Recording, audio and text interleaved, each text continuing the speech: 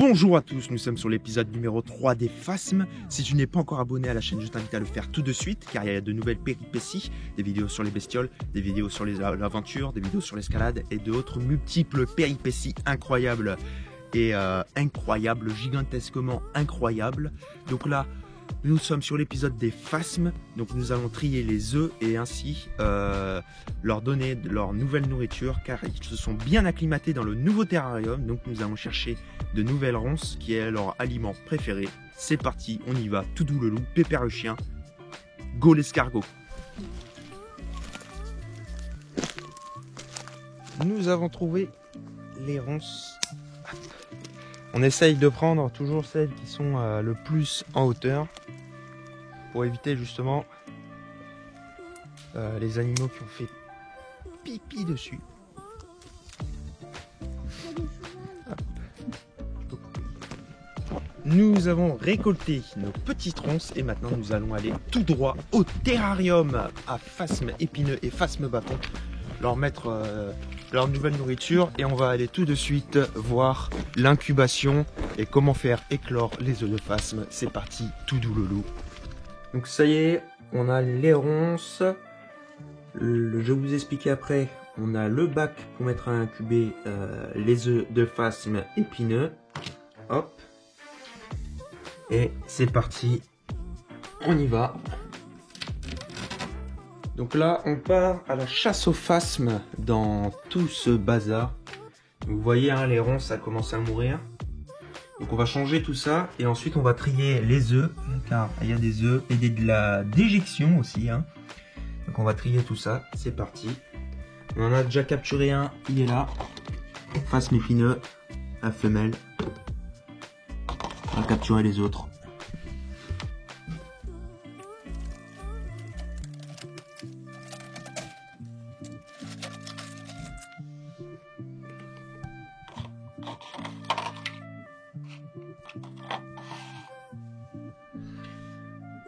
Ça y est, on les a tous eus.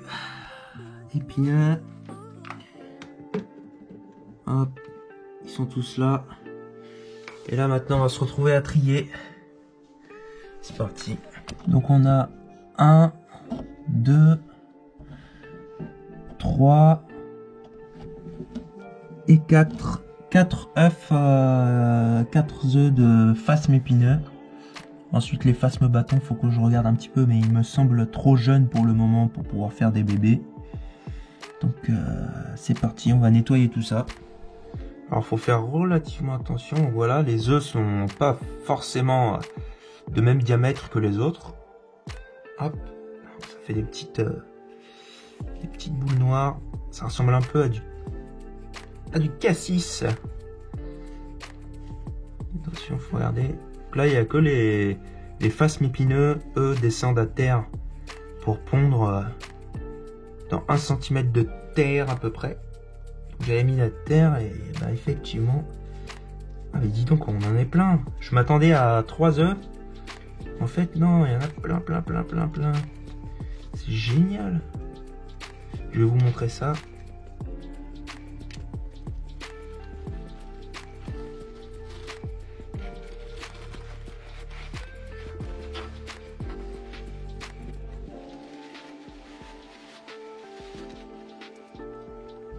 Cinq, 6, 7 œufs, 7 œufs de phasmes épineux.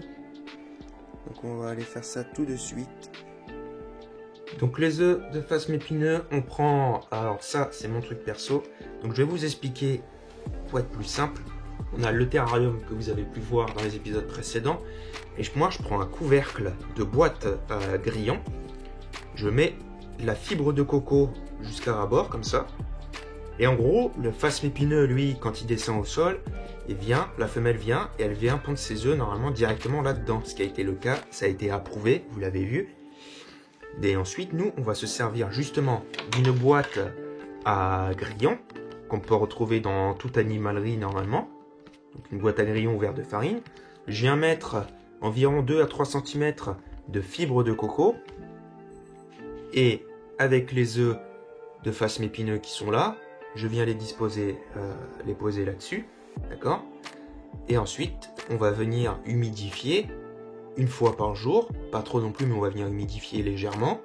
Et il faut être dans une pièce où la température est ambiante, il fait bon, et il n'y a pas de variation de température. Donc on va faire ça ensemble. Là, quand c'est prêt, donc comme vous avez pu le voir, on met en gros la fibre de coco, on vient disposer les œufs dessus, et ensuite on vient humidifier légèrement, mais pas trop, d'accord? Hop. Et on vient poser le couvercle par-dessus, sans fermer le couvercle, pour être sûr que l'air passe bien, même s'il y a des petits trous, que l'air passe. On ferme pas le couvercle complètement, juste on le pose, d'accord? Il n'y a rien qui va s'échapper. Et là, il vous suffit d'attendre maintenant entre 3 et grand max 5 mois. C'est très long, mais entre 3 et 5 mois à l'éclosion de nos phasmes épineux. Donc voilà.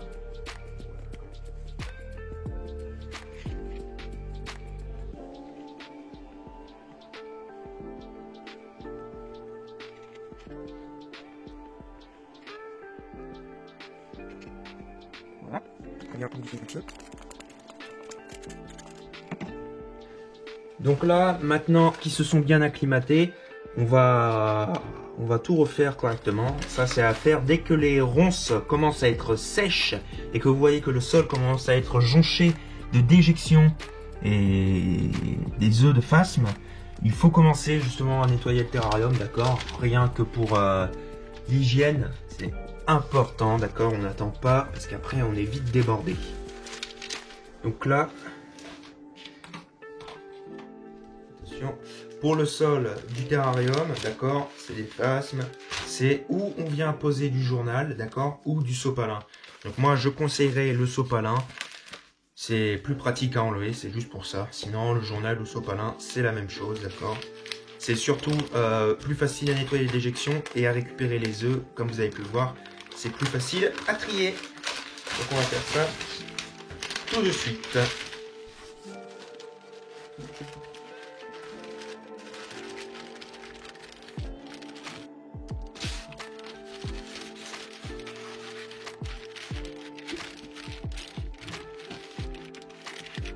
Ensuite, on vient humidifier le journal pour qu'il s'aplatit. Hop. Pour qu'il soit bien aplati au sol. Voilà. Le journal, c'est bien parce qu'il sèche relativement vite quand on est dans une pièce qui chauffe pas mal, d'accord. Moi, je suis dans une pièce plein sud, donc j'ai pas de lumière chauffante, d'accord. Il fait bon toute l'année. Jamais besoin de mettre le chauffage, c'est la lumière du jour dans la vitre qui nous chauffe la pièce. Maintenant, on va revenir disposer en gros notre nursery qu'on va venir poser là. On va mettre bien sûr dessus toujours la fibre de coco pour qu'il puisse venir pondre sans souci. Donc on le pose à un endroit là. Donc là, fibre de coco, on revient la mettre là. Tranquillou. Voilà. Ensuite, ça, c'est notre fameux pot pour les ronces qu'on avait fait ensemble. Donc on vient là, on pose. On vient le remplir. Le remplir d'eau pour ensuite disposer les ronces dedans. Voilà, ça suffira. Hop. Et on vient disposer nos ronces directement là comme ça. Voilà.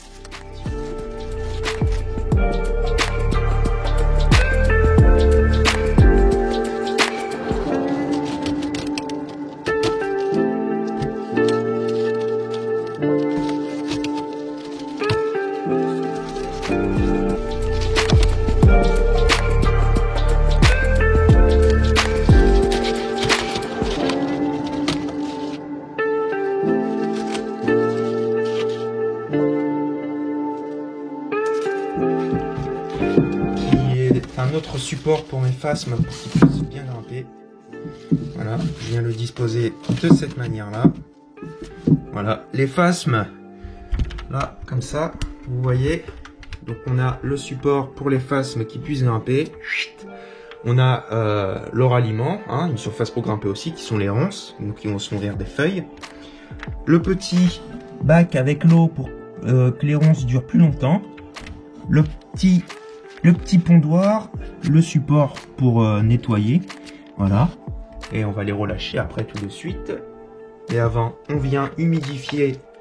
Ça, faut le faire une fois par jour ou 2-3 fois par semaine. Le soir de préférence. Voilà. On humidifie bien.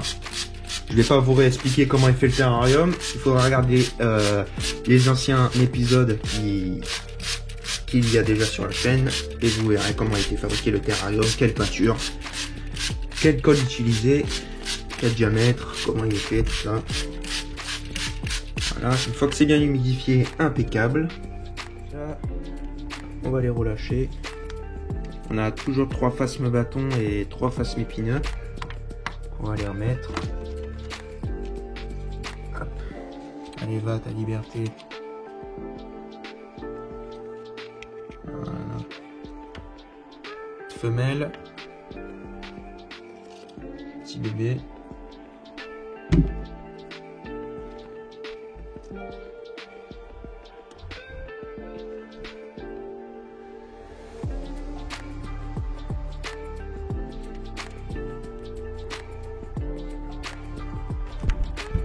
Et voilà. Le mâle, la femelle, un bâton, 2 bâtons, 3 bâtons, le petit bébé. On se fera un autre épisode justement quand les œufs vont éclore et sûrement peut-être avant si on arrive à obtenir des œufs de phasme bâton, parce que là en l'occurrence c'est les œufs de phasme épineux. Les phasmes bâtons, comme vous avez pu le voir, ils sont encore trop jeunes pour se reproduire là. Donc on va se faire un autre épisode quand les bébés seront nés, en espérant qu'on arrive à avoir les images de l'éclosion même du phasme épineux. Et peut-être même encore à l'avance si on arrive à obtenir encore plus de progéniture qui seront dans la terre. Je l'espère bien. Pour l'instant c'est bien parti. Donc voilà. Je vous remercie d'avoir regardé cette vidéo. Je vous invite à vous abonner à la chaîne et nous rejoindre aussi sur Instagram, le lien qui est dans la description. Et je vous invite bien également à nous laisser un petit commentaire si tu as une question sur une espèce de phasme en particulier ou d'autres questions, ou si tu as tout simplement une idée de vidéo ou tu as juste envie de laisser un commentaire. Je t'invite à laisser un petit commentaire, à nous rejoindre et à t'abonner sur la chaîne YouTube. Et je te dis à la prochaine pour une prochaine vidéo. Ciao.